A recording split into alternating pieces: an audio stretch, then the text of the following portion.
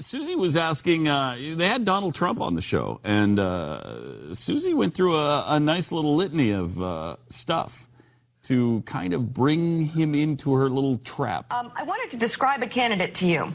The candidate is considered a political outsider by all the pundits. He's tapping into the anger of the voters, delivers a populist message. He believes everyone in the country should have health care. He advocates for hedge fund managers to pay higher taxes. He's drawing thousands of people at his rallies and bringing in a lot of new voters to the political process. And he's not beholden to any super PAC. Who am I describing? Or any special interests or any donors. You're describing Donald Trump. Actually, I was describing Bernie Sanders. Well, that's good.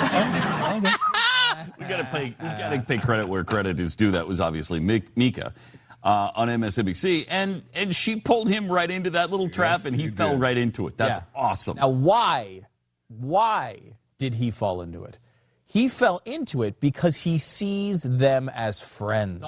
Thought he was in friendly territory. Thought he was in friendly territory. If Glenn Beck did that exact same pitch to him, he would have never fallen for it because he knows that Glenn is looking at him with a skeptical eye. He sees Joe and Mika as people who are his friends, who are his, as he said on the air, his supporters. Not your supporters, but believers. He actually called them initially supporters. So he goes through that whole list and falls for it completely. And to her credit, she actually calls him out on it, which is he has the same positions as Bernie Sanders. I mean, that's phenomenal. It's absolutely true. Listen to the list again. Pay attention to the list of where he and Bernie Sanders are exactly the same. I wanted to describe a candidate to you. The candidate is considered a political outsider by all the pundits. He's tapping into the anger of the voters, delivers a populist message. He believes everyone in the country should have health care. He advocates for hedge fund managers to pay higher taxes. He's drawing thousands of people at his rallies and bringing in a lot of new voters to the political process. And he's not beholden to any super PAC. Who am I describing? Or any special interests or any donors. You're describing Donald Trump.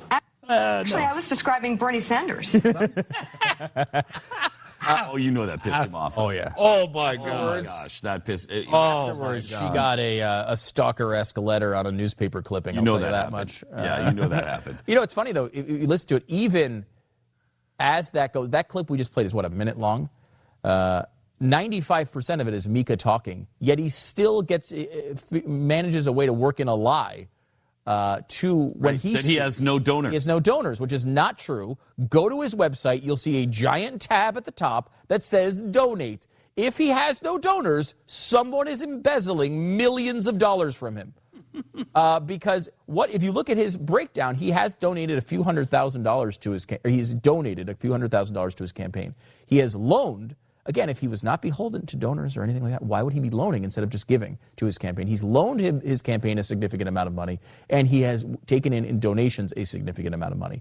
Now, I think he has a point if, again, something he would never do for us, giving him the benefit of the doubt. I think he actually has a point in that he does not go around doing lots of outward fundraisers. He doesn't do he doesn't need to do the $25,000 a plate dinners.